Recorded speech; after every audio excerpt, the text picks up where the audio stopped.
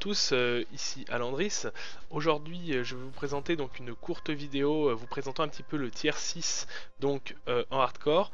Le but de cette vidéo, deux raisons. La première, c'est de vous présenter donc on peut jouer en tier 6 en hardcore de manière relativement secure, et la deuxième, c'est de vous présenter un petit peu une composition spéciale qu'on utilise parfois quand on peut le faire en tier 6 et qui permet d'aller très vite et de jouer avec assez peu de risques.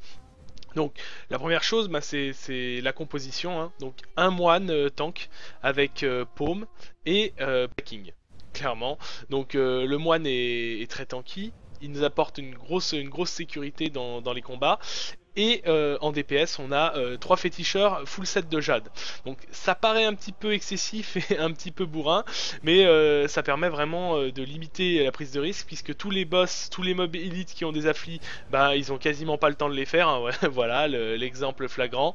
Et tous les packs de blanc se font OS. L'avantage de ces 3 fétiches, c'est que comme vous le savez, pour les utilisateurs de jade, même si on utilise un petit peu de réduit cooldown, on a bien souvent un petit temps de latence de 4-5 secondes pour pouvoir réutiliser la moisson d'âme. Là, on l'a jamais, puisque il y a toujours quelqu'un qui a le cooldown de up. Donc, la composition est vraiment perfectible, hein, attention, mais dans l'optique de la 2.1 où on va avoir donc des failles cotées, des failles qui vont être timées, des failles qui vont être classées pour les joueurs les plus rapides, c'est vraiment intéressant de tester des compositions comme ça qui sont optimisées. Avec, je pense, une dernière optimisation faisable, c'est d'ajouter un féticheur pet qui va lui s'occuper du boss de faille. Parce que vous allez le voir donc en fin de vidéo sur le boss de faille. Un féticheur jade c'est bien, mais ça a des temps de latence. Sur un boss de faille qui a 9 milliards, hein, qui a pas loin de 10 milliards de HP, il faut quand même une trentaine de secondes, 20, 30, 40 secondes, ça dépend de vos critiques, pour pouvoir le tuer. Alors qu'un féti pet, lui il va le tuer en 10 secondes et basta, et il est sûr du résultat. Donc le moine, qu'est-ce qu'il utilise? C'est très simple. Il utilise un point d'Asturasque, donc c'est une arme qui va vous permettre, donc quand il met une paume sur un mob et que le mob explose, le mob va faire non pas 50% comme l'indique la paume, mais 90-100% suivant le point d'Asturasque qu'il aura, des points de vie du mob en AOE. Donc c'est énormissime, ça permet concrètement... dès qu'il a mis la paume sur un mob, le mob explose. S'il a réussi à packer les mobs suffisamment, tout le pack de mobs explose au corps à corps. Et en main droite, il utilise donc une main lourde. Donc il y a aussi des moines, attention, qui utilisent un bouclier, hein, c'est totalement viable.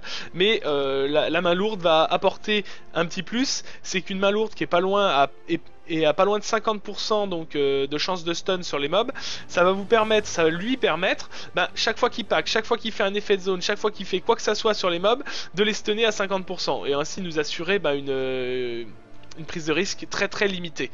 Donc comme vous pouvez le voir, hein, on est jamais en danger. Au pire, si on a la marche fantôme, si vraiment on venait à être surpris par un triple pack ou quelque chose, mais dans les faits, on a assez peu de chances de se faire surprendre.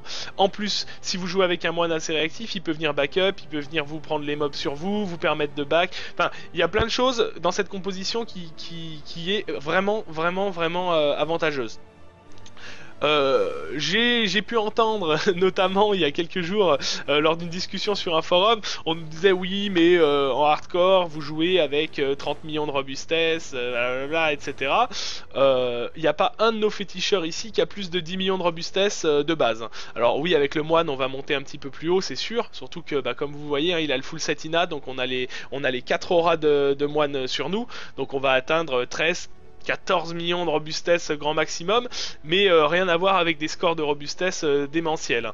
On utilise tous, par contre, la main gauche, le serpent ukapien, hein, qui permet de rediriger entre 20 et 30% des dégâts que vous subissez sur vos chiens. 20 à 30%, ça dépend de la chance que vous avez sur le round de votre main gauche. Et les 3 builds de nos féticheurs sont identiques, hein, puisqu'on joue donc avec la marche fantôme de 3 secondes. On joue avec la moisson d'âme qui nous rend de la mana. Alors pourquoi cette moisson d'âme là? Parce que certes elle ne fait pas de dégâts, par contre elle augmente votre mana pool. et elle vous permet de régénérer votre mana. Donc ça permet quand vous utilisez en passif percer le voile, qui utilise donc 30% de mana en plus, bah, ça permet de pas être home et de pouvoir continuer à spammer vos sorts, hein. Vous voyez, chaque fois que je fais une moisson d'âme, pouf, ma mana, je suis quasi full. En plus, dans votre talent du 4 pièces moissonneur, vous avez 20 de mana par seconde. Donc ça vous permet vraiment de faire un build optimisé et qui vous met pas à rien faire pendant 10 minutes. Les piranhas sont chers, mais bah, vous les lancez pas toutes les 2 secondes. Les chiens sont gratuits et la moisson d'âme est gratuite bien entendu, et la hantise et les locustes coûtent cher mais vous les lancez une fois et vous faites plus rien derrière, donc ils se propageront, ils vont faire le boulot tout seuls. Et la hantise, elle coûte 45 de mana avec si vous avez mis les points de parangon en reduce cooldown, donc vous pouvez y aller, hein, vous pouvez la spam, vous aurez aucun problème de ce côté là. On peut voir donc on avance de manière régulière, hein. Là on a aucun moment on a dû back, on a dû partir ou quoi que ce soit, et c'est toujours le même schéma. Une paume sur le mob du centre, nous on place nos dots, ça prend 2-3 secondes le temps qu'on ait mis assez suffisamment de dots autour, on consomme, le pack explose. Là on a des élites, on va voir que ça fonctionne exactement de la même façon, hein. Voilà, le pack d'élite est déjà mort, c'est pas moi qui ai eu à le consommer. Là, plus les blancs, voilà, c'est vraiment extrêmement violent.